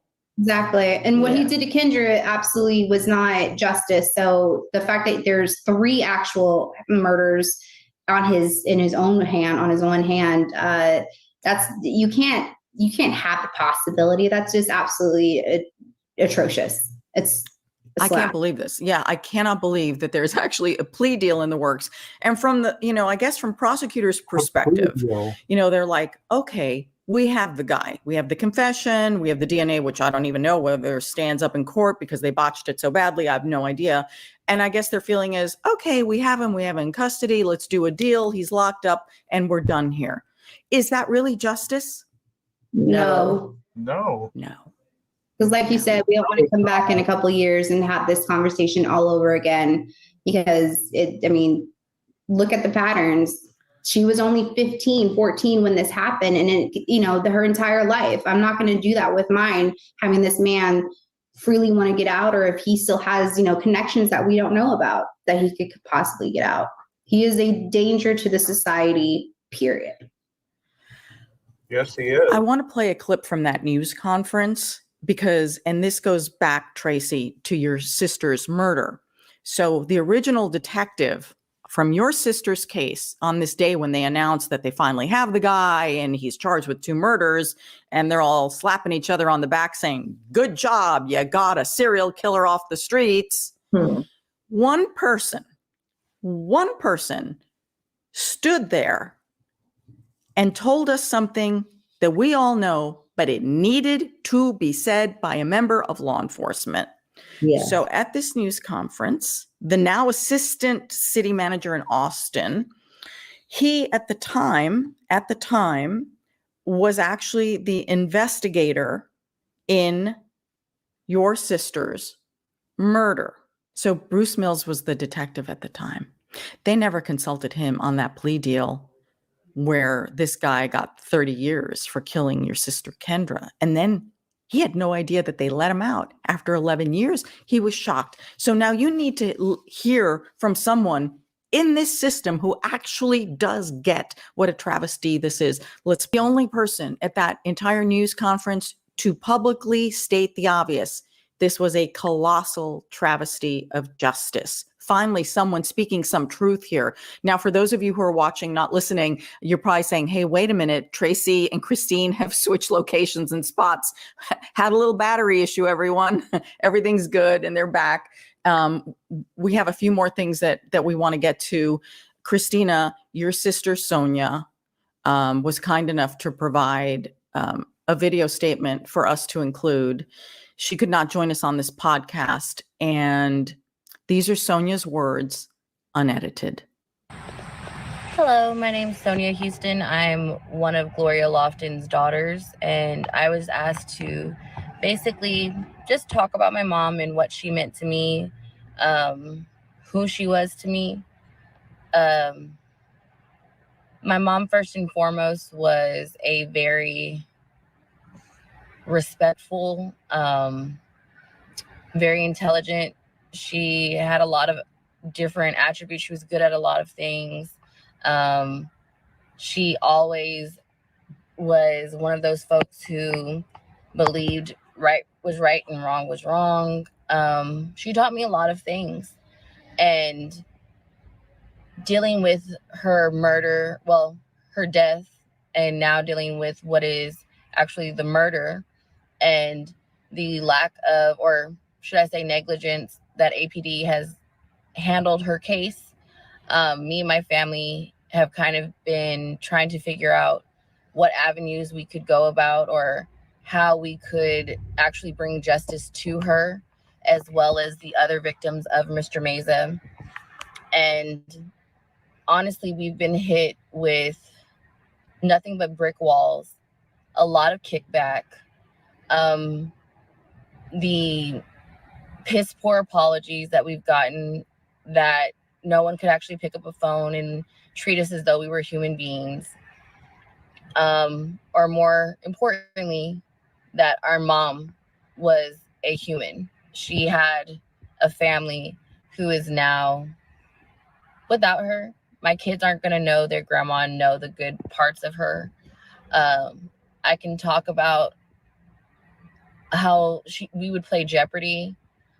My kids aren't going to get that with her. My kids aren't going to get to hear her voice. They don't even remember it. But she's more than just this case. She's a person with a family. She has value, and that's something that APD and our judicial system here hasn't really acknowledged. That is so true. That is so true right there. I wish more people understood that these individuals that pass away are more than just a case. They're more than just a number. They're human beings that got murdered at the hands of somebody who didn't care or value their lives. So how should their life be valued any more than the victims? Tell me, how do you say, okay, you killed my loved one, so therefore I should value your life now that you're alive and my loved one is dead. I should value your life more. That is crap. That is crap. I'm fired up tonight. I mean, this really got under my skin. I mean, I'm usually calm, cool, and collective, but this really just worked my nerves tonight because I feel so bad for these families. I feel so bad for these families because they don't deserve this. And just like in the other cases that we talk about, it's like, let's talk about the killer. Let's talk about the potential killer. Let's talk about the suspect. Let's talk about the suspect. Let's talk about the suspect. You know what? Fuck the suspect. What about the ones that are no longer here without a voice to help be remembered? They're the ones that need to be talked about. This lady's mom needs to be talked about. The other lady's sister needs to be talked about. The 8-year-old that was sexually assaulted and murdered needs to be talked about.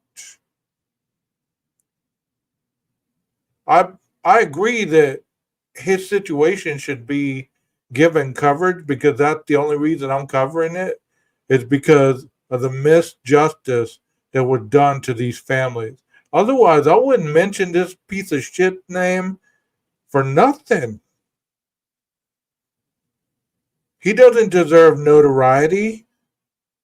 Just like none of the other killers that we talk about deserve notoriety. And the fact that people dig so hardcore to find out who could have done the crime means that they're more interested in that person or persons than they are the victims. They don't want justice for the victims. How many times do you hear them talk about the victims? Sebastian Rogers, how many times do you hear people actually mention his name? There's some that do, but most of the time it's just about the families. It's just about the dysfunction of the families. It's about the law enforcement. It's about the YouTubers that are searching or not searching, but yet digging up dirt on each other, and it turned into a mudslinging contest. When will it stop? If you're about true crime, then be about like this is right here. These situations that have gone wrong for these families. They deserve justice, not the freaking killers. They deserve accountability. They didn't think about it when they were committing the crime. Well, you know what? They need to be held accountable. And I might lose some subscribers because of what I've said tonight. But you know what? If you unsubscribe me because of that, that tells me all I need to know about you. Go to these other channels and sympathize for the killers or try to find out who actually did it and be like, oh, they're innocent. Do you forget that there was 4 college kids murdered in one case? 1 kid's missing. 2 moms were murdered. And so on and so on and so on. In this case, there was probably 12 families affected by this one guy who kept going in and out of the system, getting let go for early good behavior, getting a monitor put on him, and then taken off. But let's all rally for the killer. What kind of morality do you have?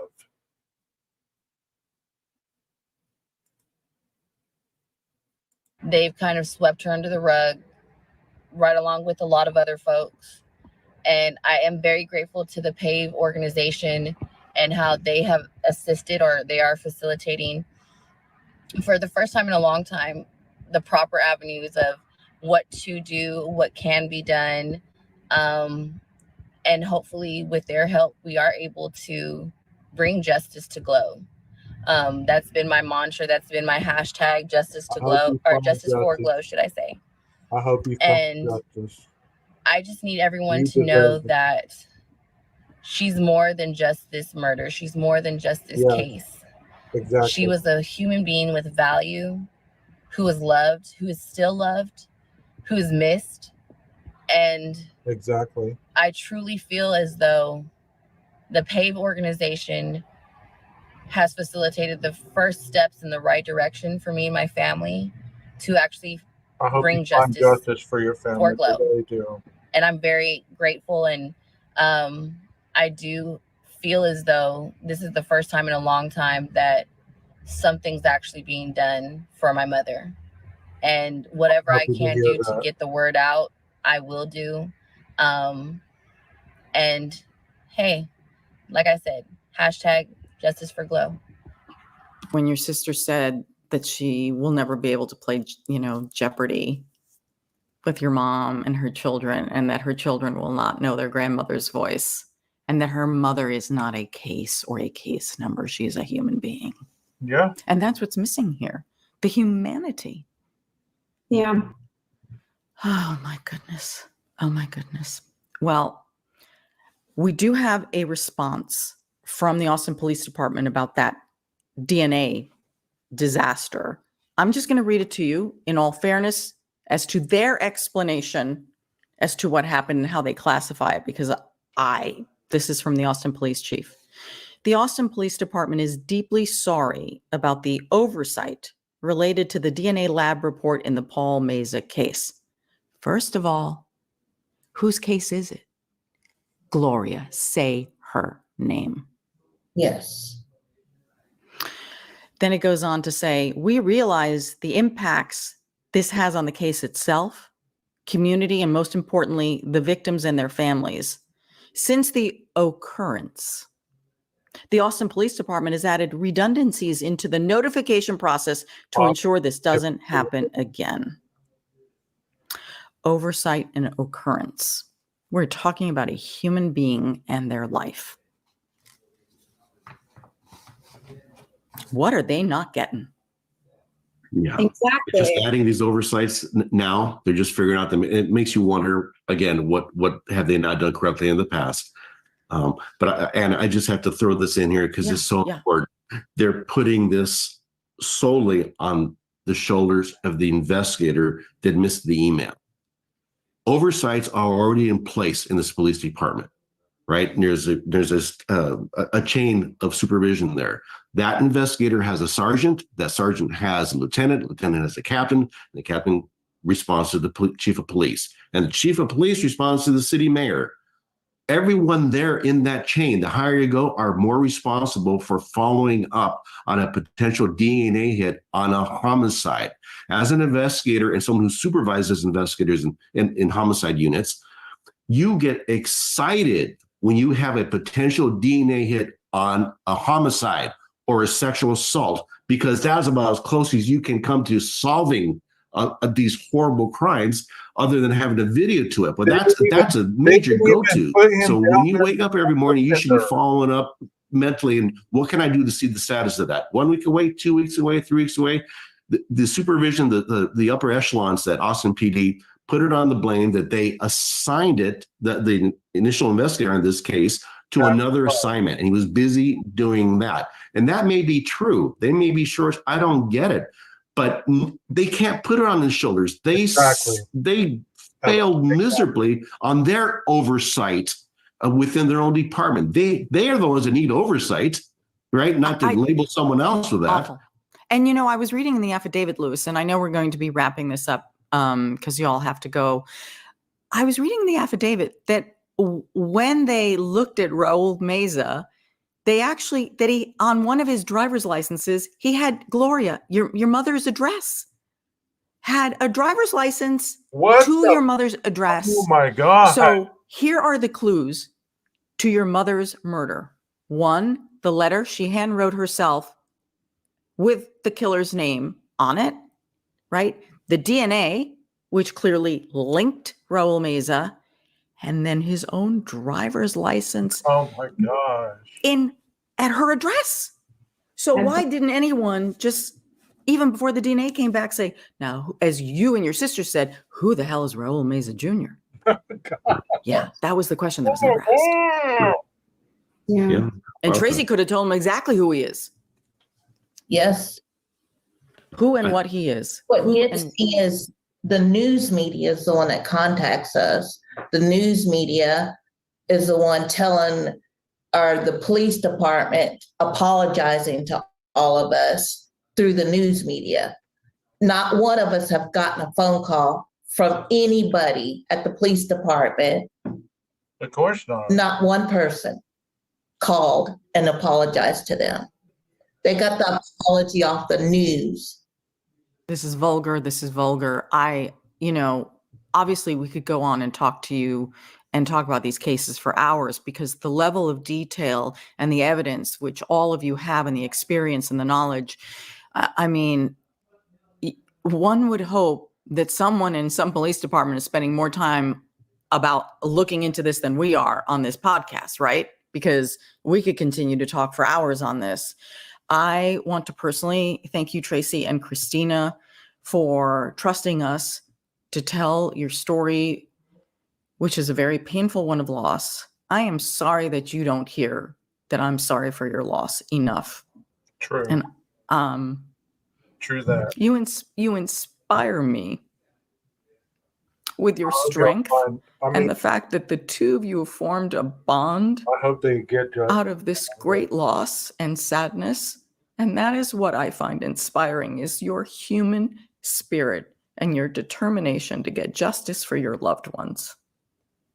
I appreciate that. And every court, they come, all the pages come, some of the frogos come. It's a very wonderful, it's very nice to have, because we at least have that support. And that meant everything to us going in the first time, seeing him, and they were there to to watch us cry, to hold us. And it was nice. That's the only good thing about this entire thing, is that we were able to connect with them. All united by one killer. All right, this story is not done. This case is not done, and we're going to follow it. And let's hope that justice is done in the names of all who have died and their survivors. Thank you, Tracy. Thank you, Christina. Louis, as always, thank you. I know you are working as a victims advocate here. You've, as you always do, just offer your services, and everyone appreciates, all this volunteer work that you do to help people. Thank you, Anna. All right. This is True Crime. Well, really quickly, guys, I know that we're running a little far, but I want to show you a little background on this trash that they spent an hour talking about his crimes. I want to show you about 2 minutes of his life of crime. And it's so tragic that nobody saw this. Nobody stepped in, because like they said, those ladies would still be alive. The little 8-year-old would have still been alive. This piece of shit wouldn't have been out to hurt anybody anymore. Here we go. Convicted child killer released from prison after just 11 years is back behind bars after cops say he confessed to being a serial killer. Police say 62-year-old Raul Meza is suspected in 12 slayings, all allegedly committed after his release for, get this, good behavior. We identified multiple cold cases that have a similar MO, and we're looking into those for future leads. Meza gave himself up to police in Austin, and police say when he was arrested, he appeared to be planning more murders. He had with him zip ties, duct tape, and a .22 caliber revolver. Meza was 21 when he raped and murdered third grader Kendra Page in an elementary school playground. Sean Page is Kendra's sister. I imagine after all these years, it just doesn't get any easier. It hurt me so much. It was devastating to all of us. My family's torn apart from all this. We want him out! We want him out! His release on parole after serving 11 years of his 30-year prison sentence triggered angry protests outside his mother's home in 1994. We want him out! We want him out! Inside Edition caught up with Meza shortly after his release in 1994. They say they're going to move you again. Do you have any reaction to that? Meza even called a press conference to calm fears he would kill again. There's nothing that I can do to change my past. I can only tell you that in my heart, I know that I will not willfully bring harm to anyone. Now authorities have charged him with the stabbing death of an 80-year-old former probation officer who befriended him. And police say a DNA match links him to the 2019 murder of 61-year-old Gloria Lofton, his former neighbor. There may be many more slayings tied to him. I'm furious they didn't listen to us when we were trying to speak on what kind of person Raul Meza was.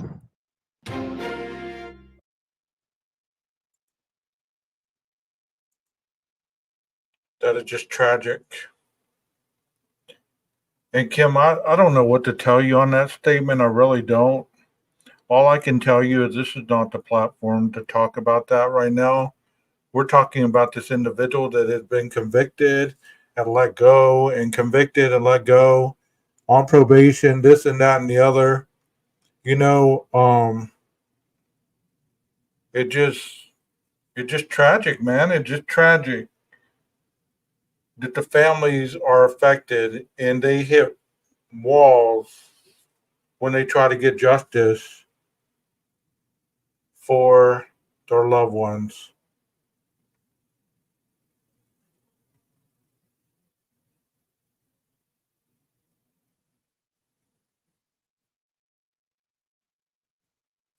Well, I can tell you that, you know what? I'm not responsible for what people say. And I've been on that panel before, as he's been on my panel. He has opinions about certain things and certain people. Those are not necessarily my opinions. Just like he was stating the other day that he was talking about my friends. And, you know, I don't have friends on YouTube. I'm my own creator. I have my own thoughts. I have my own beliefs, and I have my own values. I don't answer for other people, and they don't answer for me. And that's all I'm going to say about that. And if people associate me with the panels that I visit, you need to open your eyes, because this is the only panel that should matter about who I really am and what I stand for. Those other panels, it is what it is. You know? I don't agree with certain things that are said, just like I don't agree when they're over here. You know? So I don't know what to say to you about that. I know that you're going to come clean on June or July 20th or something like that. It was broadcast all over the internet that you're going to go live on something. Well, I'm glad that you are. Just because you're not, you know, just like you're in my chat right now, does that mean that I agree with everything you have to say about the case that has been so talked about and talked about and talked about and talked about and talked about? No, I'm done talking about that case. I mention it because of the similarities that go on with misjustice in certain things, and how people continue to push narrative that they want pushed. Only answer to one person, and that's no earthly figure. So I don't know what to tell you about what your thoughts or your feelings or anything is about anything. I don't even know that much about you other than what I've heard from other panels that you've been on. And is that fair to you? I don't think it is. I don't think you've really been heard out. And if you are a real person that has these thoughts and inside information, then you will let them be heard when you go live. Am I going to watch? Probably not. Because I don't care about anything that goes on with that case until the trial. What would the past? What's the past? we're so far from that early beginnings of that case, people don't need to be talking about that case anymore. Other than the fact that there's going to be a trial, there's going to be suppression hearings, and that's what they should be worried about or looking into as the jury is going to convene and either find this man guilty or innocent. And that's it. I'm all about the victim that died in that house. They're what matters to me. You know? I don't care about Koberger. I don't care about the grub truck. I don't care about Banfield. I don't care about Linda Lane. I don't care about any of that. I don't.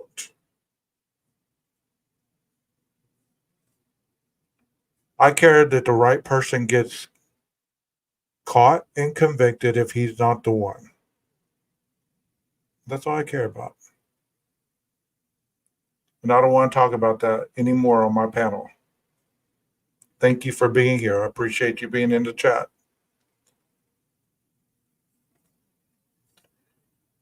As far as this case is concerned that I just presented,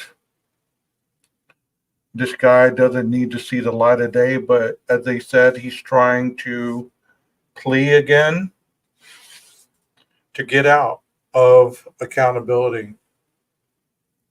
I don't know what you believe, chat, but just to sexually assault and kill an 8-year-old girl, should you ever see light of day? I mean, how do we get to the point where we let somebody out with good time over that? As a society, how did we get here? Do you believe he deserves a second chance after he's admitted to killing 2 more people?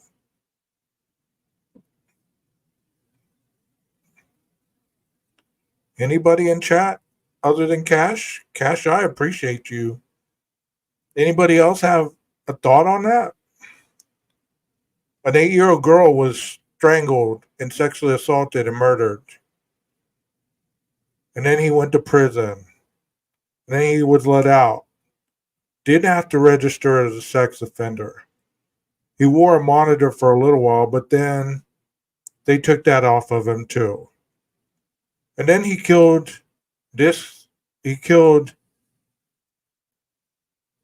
a mother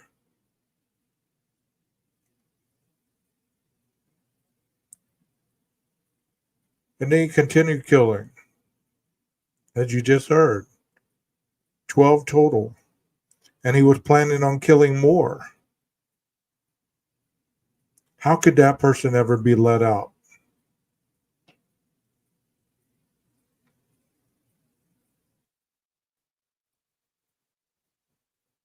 Yes, it is. And I hope people watch it because it is terrible. They talk about the corruption in other cases. They talk about police misjustice in other cases. Fumbling the evidence in other cases. They need to watch this case because it was done in this case. And this guy got let free, just like they're wanting other people to be let free. To what? Kill again? We don't have the money to keep you locked up. Let's let you get out. To kill again. Oops, we got it wrong the first time. Hopefully we can get it right before other people die. That's almost like our mentality in life today. And it's terrible. It's terrible. It's terrible. I don't know what the solution is. I'm not the moral compass of society. But I'm sure they were doing it right in the old days. Nowadays, they call it cruel and unusual punishment because they don't have air conditioners in the dorms. Because they have to work out in the field, but they get to go in after the heat get to a certain level.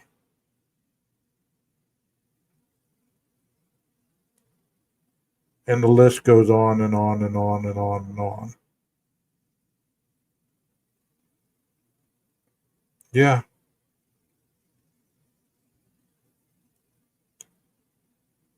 That's what your taxpayer money is paying for people to live in that prison, to scheme all day long how they can reoffend and be better criminals by the time they get out.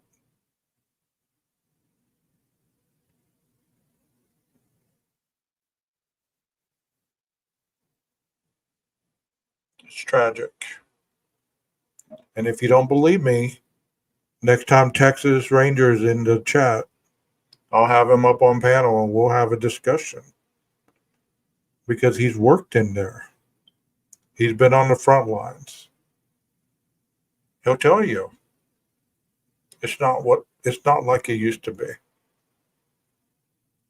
Their food has to be a consistency, like it has to be hot.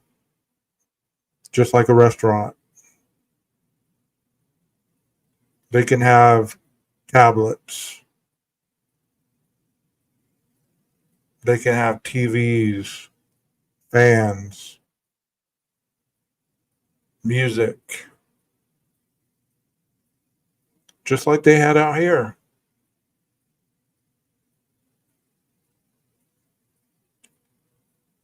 And yet people believe that that's them paying their debt to society. They get to get CDLs in there. They get, trades, and they get to go to college and get degrees and all this stuff. To get out and just sell drugs again and kill people and do what they were doing before they went in, or worse.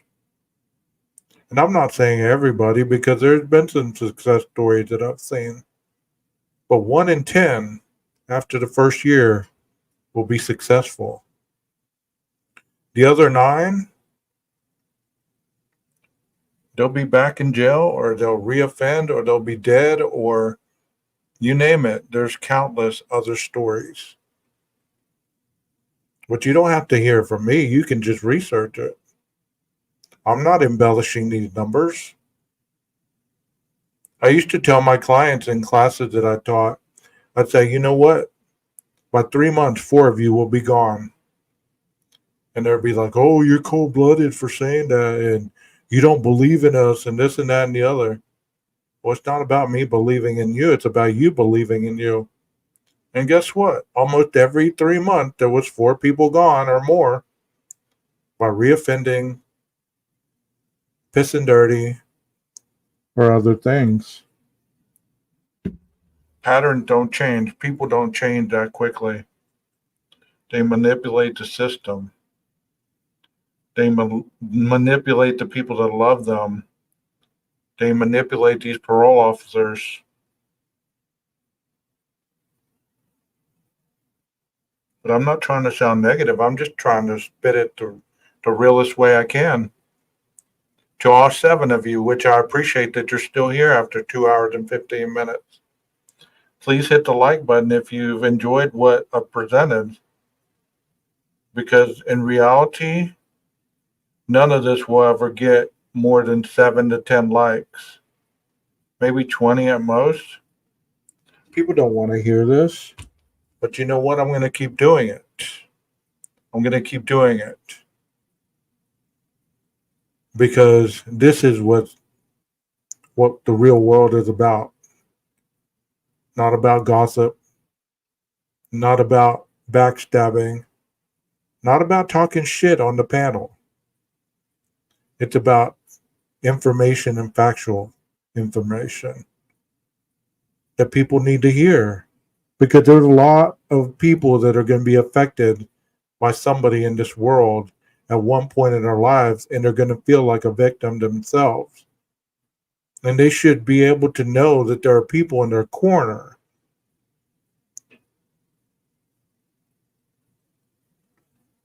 Yes, I can. Most definitely. I can look at somebody and tell what type of person they are. I can listen to them 10 minutes and tell you exactly everything I need to know about them.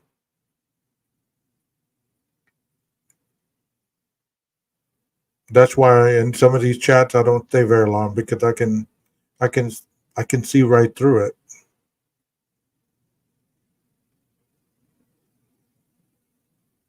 But I'm not anybody's judgment. I hold myself to a higher standard, and that's all that matters to me. I appreciate you guys being here. I appreciate the super chats. I appreciate your understanding. Yes, I'm used to hearing it. I've worked with criminals for 20 years. After 20 years, you'd think you'd hear the same thing over and over, and you get used to it. You're like, this person's going to make it. That person's not ready yet. Just like I can tell that when people are chatting, you can tell criminal-minded people by what they say, by the way they bring things up to start chaos.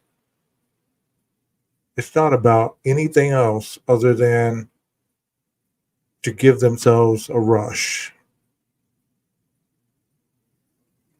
I'm not. I'm true to myself, just like I tell you on Sunday, just like I tell you on Monday. I'm true to myself. I don't have to impress anybody else. I don't get up here and cuss usually, but tonight I've cussed more than I usually do, if ever, because I can articulate words without having to cuss somebody out. You know? Yes, exactly. Everybody finds religion while they're locked up, and then they put the Bible aside as they're walking out the gate. Here you go. You can have my Bible.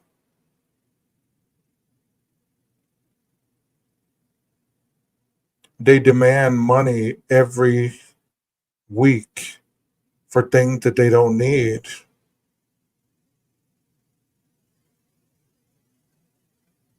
They get fed 3 meals a day. They get clothes on their back. They get shoes on their back. They get soap. They get hygiene stuff. They get toothpaste, toothbrushes.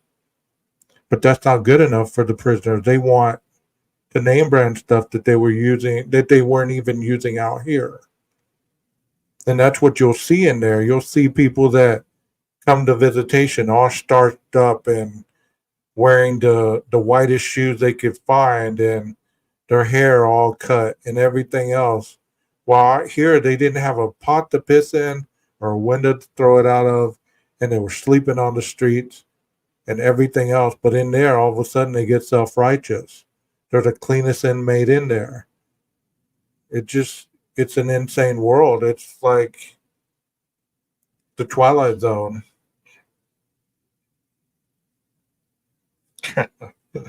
Yep, just a bit sweary tonight. It's the testosterone from working out. I'm just hyped up. But you know what? Amidst all the sweary words, there's a lot of intellect underneath all that madness. Many won't think about it. They don't think that I know what I'm talking about. They think that I'm just on here trying to corner the market on true crime. But in reality, I'm just trying to educate those that want to be educated. Present things the way that I learned them to be presented.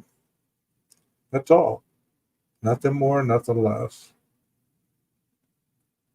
I won't be able to monetize this one because of the length of the interview, which is fine with me. I'd rather get the word out than get 50 cents worth of money for running ads on this.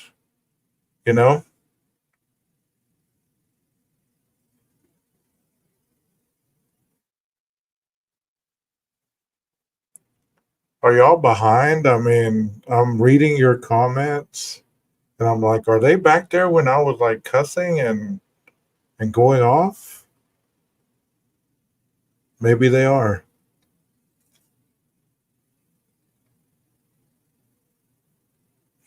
Your ears are burning. I'm sorry, Cash. I'm sorry for that. But sometimes you just gotta let one go every now and then.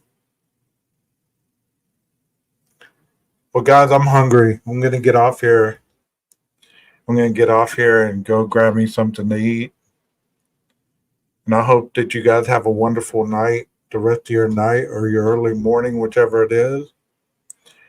And thank you for being in the chat. I appreciate each and every one of you. And before any rumors get started, real is real and fake is fake. And that's all I got to say about that. Y'all have a wonderful night and let the maestro cue the music.